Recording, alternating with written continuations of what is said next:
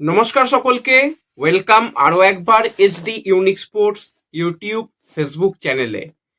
তো আজকে এই রকম একটা ভিডিও করতে হবে সত্যি ভাবতে পারিনি, ভাবার মতন বিষয়ও নয় এবং কেউ হয়তো ভাবেও নি যে 2025 শেষ হতে চলল।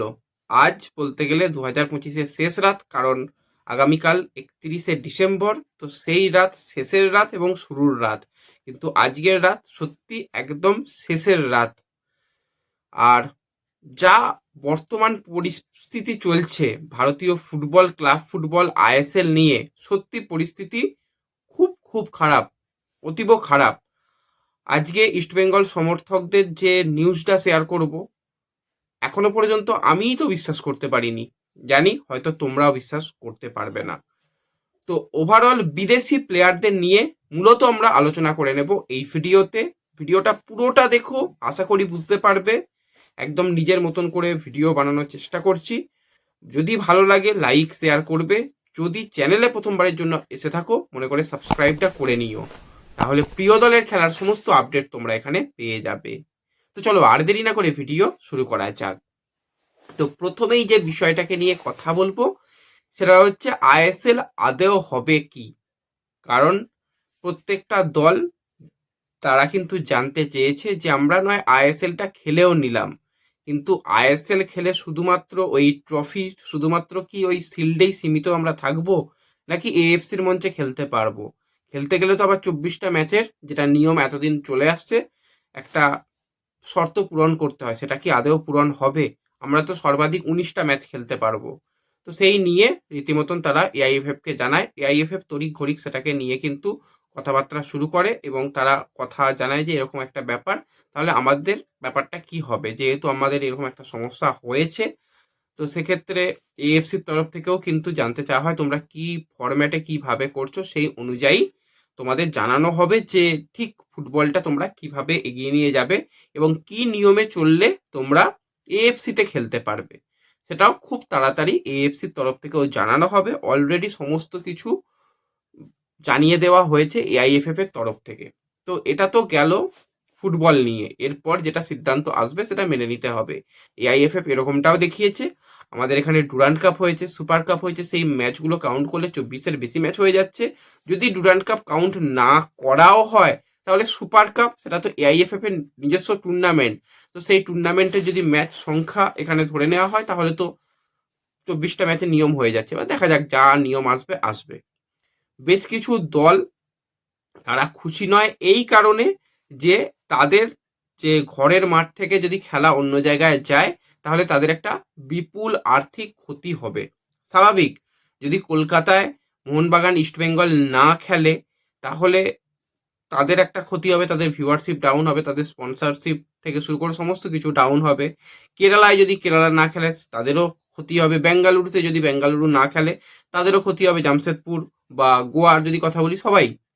তো সেক্ষেত্রে কিভাবে এটা সম্ভব হবে, এটা নিয়ে মানে এই বছরের জন্য সবাই চিন্তিত। পরের বছর থেকে সবকিছু ঠিক হয়ে যাবে, সেটাকে নিয়ে কোনো অসুবিধা নেই, সেই নিয়েও রীতিমতন কথাবার্তা চলছে। কিন্তু এটুকু আবারও বলছি যে আজকে রাতটা কাটিয়ে ফেলো এবং এই 2025-এর ভারতীয় ফুটবলের অভিযানটাকে শুধু ভুলে যাও। কারণ আগামী যে সময় আসতে চলেছে, হয়তো কিছুটা আশার আলো, মাঝে মেঘ তো করবেই, মেঘ কাটিয়ে পুরোপুরি কিন্তু আশার আলো আমরা দেখতে পাচ্ছি এবং সেটা খুব তাড়াতাড়ি হয়তো অফিসিয়ালও হয়ে যাবে, সেটা তোমরা সবাই জানতে পেরে যাবে। তো সেই ব্যাপারটাকে নিয়ে পুরোপুরি আলোচনা করলাম।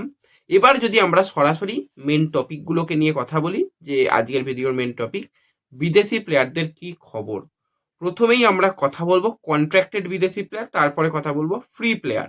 তো প্রথমেই যদি আমরা কন্ট্রাক্টেড বিদেশি প্লেয়ার নিয়ে কথা বলি, প্রথমেই কথা বলতে হবে এফসি গোয়ার কথা।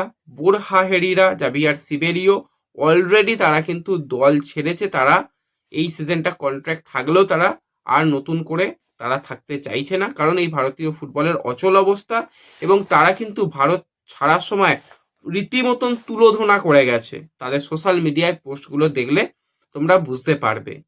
এবার কিন্তু সেই রকম একই রাস্তায় হাঁটতে হলো কেরালা ব্লাস্টার্সকে, কারণ কেরালা ব্লাস্টার্সের তরফ থেকে অফিসিয়ালি অ্যানাউন্সমেন্ট এসে গেছে যে তাদের বিদেশি প্লেয়ারের সঙ্গে কিন্তু তারা চুক্তি ভঙ্গ করলো। প্লেয়ারটা হচ্ছে 29 বছর বয়সী পর্তুগালের উইঙ্গার বা অ্যাটাকার পজিশনের প্লেয়ার টিয়াগো আলভাস। তো এই প্লেয়ারের যদি আমরা কথা বলি, ক্লাব কেরিয়ারে কিন্তু বেশিরভাগ সময় জে2 লিগে খেলেছে, এছাড়া জে1 লিগেও তার খেলার অভিজ্ঞতা রয়েছে, দীর্ঘদিন ধরে ফুটবলটা খেলছে। ইন্ডিয়াতে এসে শুধুমাত্র সুপার কাপের 2টো ম্যাচে ওই নামমাত্র সে ছিল, খুব একটা বেশি গেম টাইম পায়নি, 90 মিনিট খেলার সে সুযোগও পেল না। এবার তার কন্ট্রাক্টটা অ্যামাউন্টটা যথেষ্ট, সে হাই স্যালারিতে কেরালা ব্লাস্টার্সে থাকছিল এবং কেরালা চাইছিল যে স্যালারি কিছুটা কমাতে, নেগোসিয়েশন করতে, এবং অলরেডি যেহেতু টিয়াগো আলভাসের কাছে বিদেশের ক্লাবের অফার এসেছে, তো সেক্ষেত্রে কেরালা বলেছে না, তোমাকে আমরা আটকে রাখবো না, আমাদের এই অচল অবস্থার জন্য কেন তুমি নিজের ফুটবল ক্যারিয়ারটাকে নষ্ট করবে। তো সেই কারণেই দুই পক্ষ মিলে একদম ব্যাপারটায় তারা রাজি হয়ে শেষ পর্যন্ত অফিসিয়ালি কন্ট্রাক্ট টার্মিনেট করা হয়েছে। টিয়াগো আলভাস আর কেরালা ব্লাস্টার্সের প্লেয়ার নয়, সেটা তাদের সোশ্যাল মিডিয়ার পোস্ট থেকেই তোমরা দেখতে পাবে। এরপর আরও এক কন্ট্রাক্টেড প্লেয়ারকে নিয়ে কথা বলবো, যেই প্লেয়ারকে নিয়ে আমি প্রথম দিন থেকেই কথা বলে আসছি। অনেকের মনে থাকবে, যাদের মনে থাকবে না কিছু বলার নেই, এবং প্রত্যেকটা ইস্টবেঙ্গল সমর্থকদের এই দাবিটা হওয়া উচিত যে কিছু বিদেশি প্লেয়ারের সঙ্গে কন্ট্রাক্ট এক্সটেনশনটা করে নেওয়া দরকার। কারণ কিছুদিন আগে একটা ভিডিওতে আমি তোমাদের জানিয়েছিলাম যে বিদেশি প্লেয়ার, সমস্ত বিদেশি প্লেয়ার, তাদের সঙ্গে শুধুমাত্র 1 বছরেরই চুক্তি রয়েছে। সেখানে কিছু কিছু বিদেশি প্লেয়ারের performance like Miguel Rashid, Kevin, তাদের পারফরমেন্স যেরকম, তাদের সঙ্গে দীর্ঘমেয়াদী চুক্তি করা উচিত। তো এবার যে নিউজটা শেয়ার করব সেটা হচ্ছে ইস্টবেঙ্গলের বর্তমান প্লেয়ার কেভিন সিবিলিকে নিয়ে। তো কেভিন সিবিলিকে নিয়ে যদি আমরা কথা বলি, তো এই আর্জেন্টাইন ডিফেন্ডার কিন্তু ইস্টবেঙ্গলে আসার পর থেকে ইস্টবেঙ্গলের ডিফেন্স কিন্তু অসাধারণ থেকে অসাধারণ হয়েছে। 27 বছর বয়সী এই আর্জেন্টাইন ডিফেন্ডার ইস্টবেঙ্গলের সঙ্গে একটা সিজনের কন্ট্রাক্টেই এসেছিল স্প্যানিশ 3rd টায়ার লিগ থেকে। এবার সে ইস্টবেঙ্গলে আসার পর তার ফুটবল এবং ইস্টবেঙ্গলের ডিফেন্স দুটোই কিন্তু দুর্দান্ত হয়েছে। সে স্প্যানিশ 3rd টায়ার লিগেও ভালো খেলেছে, কিন্তু ইস্টবেঙ্গলে এসে ধারাবাহিক এত ভালো মাপের ডিফেন্ডার ইস্টবেঙ্গল বহু দিন পায়নি। তো সেই রকম একজন প্লেয়ার সে ইস্টবেঙ্গলে খেলছে এবং তার কন্ট্রাক্ট অলরেডি রয়েছে। কিন্তু এখানেই হচ্ছে আসল গল্প, ইস্টবেঙ্গল তার সাথে কন্ট্রাক্ট এক্সটেনশন করার জন্য সম্মতি, তার এজেন্টের সঙ্গে কথাবার্তাও ইস্টবেঙ্গল চালাতে শুরু করেছিল। তোমাদের এই আপডেট আমি শেয়ার করেছিলাম আমাদের চ্যানেলের তরফ থেকে, কিন্তু আজকে একটা বড় মিডিয়ার তরফ থেকে আপডেট এরকমটাই বেরিয়ে আসছে। যদি কেউ সোর্স জানতে চাও আমি দিয়ে দেবো, কোনো অসুবিধা নেই, আমি স্ক্রিনে দিয়ে দেবো সোর্স, তোমরা দেখে নিতে পারো। রীতিমতন খুবই ট্রাস্টেড একজন মিডিয়া, সেখান থেকে যেরকমটা আপডেট আসছে, এই ভারতীয় ফুটবলের অচল অবস্থার কারণে কেভিন সিবিলে একদমই খুশি নয় ভারতে থাকার জন্য। ইস্ট বেঙ্গলে সে থাকতে চায়, ইস্ট বেঙ্গলের সঙ্গে তার কোনো রকম সমস্যা নেই, কিন্তু এই ভারতীয় ফুটবলের অচল অবস্থার জন্য সে চাইছে জানুয়ারি মাসে উইন্টার ট্রান্সফার উইন্ডোতে সে স্পেনের 3rd টায়ার লিগের ক্লাব এফসি কাটাজোনা সেখানে চলে যেতে, এবং অনেকটাই কথাবার্তাও নাকি সে সেই ক্লাবের সঙ্গে এগিয়ে ফেলেছে। তার মানে ভাবো, এরকম একটা খবর তোমাদের দিতে হবে আমি সত্যি ভাবতে পারিনি। আমি যেটা ভেবেছিলাম যে হ্যাঁ, যেহেতু কথা চলছে, হয়তো একদম শেষের দিকে এসে কন্ট্রাক্ট এক্সটেনশনটা হয়তো হয়ে যাবে। এবার এটাও তোমাদের বলে রাখি, এটাও কিন্তু একটা চাল হতে পারে। ব্যাপারটা একটুখানি বোঝো, 2 এ 2 4 করে নেবে, ব্যাপারটা বুঝতে পারবে। যখন হিজাজি মাহের যখন ইস্টবেঙ্গলে ভালো পারফরমেন্স করেছিল, তাকে অলরেডি তার এজেন্ট দাম বাড়ানোর জন্য এই ক্লাব তার সাথে অ্যাডভান্স লেভেলে কথাবার্তা বলছিল। তার এজেন্ট যদিও সেই ব্যাপারটা ছড়াচ্ছিল এবং গোয়া কথাবার্তা বলছে, বিদেশি ক্লাবের অফার রয়েছে। তো সেক্ষেত্রে ইস্টবেঙ্গল সমর্থকরা চেয়েছিল যেহেতু হিজাজি মাহের চ্যাম্পিয়ন ডিফেন্ডার, সেই সময় বেস্ট ডিফেন্ডার অ্যাওয়ার্ড পেয়েছিল সুপার কাপে, কন্ট্রাক্ট এক্সটেনশন করে নাও, সেটা একটা হয়েছিল, ঠিক আছে। এবার এই যে ব্যাপারটা, এটা কিন্তু কোনো রকম কেভিন সিবিলের এজেন্ট মারফত খবর নয়, এটা কিন্তু একটা বিরাট বড় ট্রাস্টেড মিডিয়া থেকে খবর। তো এরকম একটা আপডেট, তো সেক্ষেত্রে এরকমটাও হতে পারে যে হ্যাঁ, তার সাথে দীর্ঘমেয়াদী চুক্তি করার জন্য এটা একটা চাল হতে পারে। আমি যদি বলবো সেই চাল যদি সেরকম হয়, হোক, মানে আনোয়ার আলী কেভিন সিবিলে তারা ডিফেন্সে থাকুক, সেটা খুবই ভালো হবে যদি সেটা চাল হয়।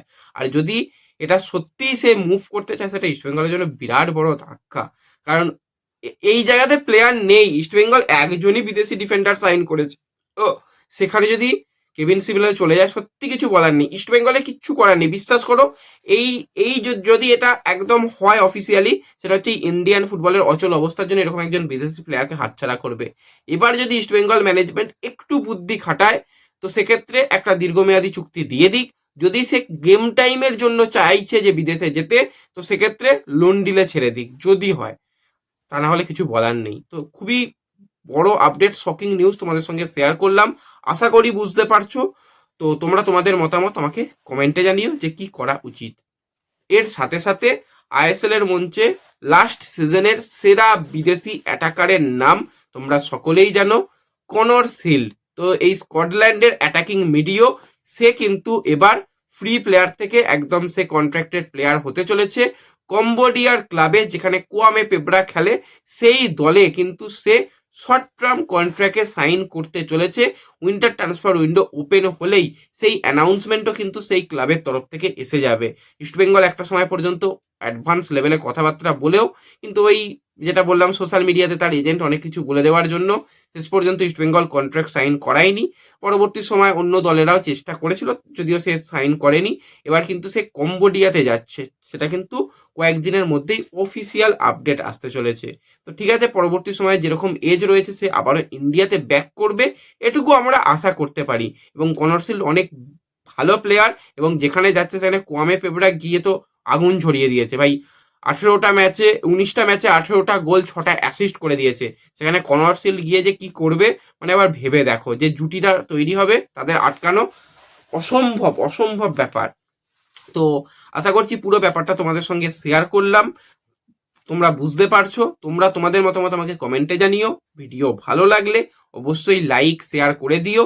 চ্যানেলে প্রথমবারের জন্য এলে সাবস্ক্রাইব করে নিও। দেখা হবে পরবর্তী ভিডিওতে। ধন্যবাদ।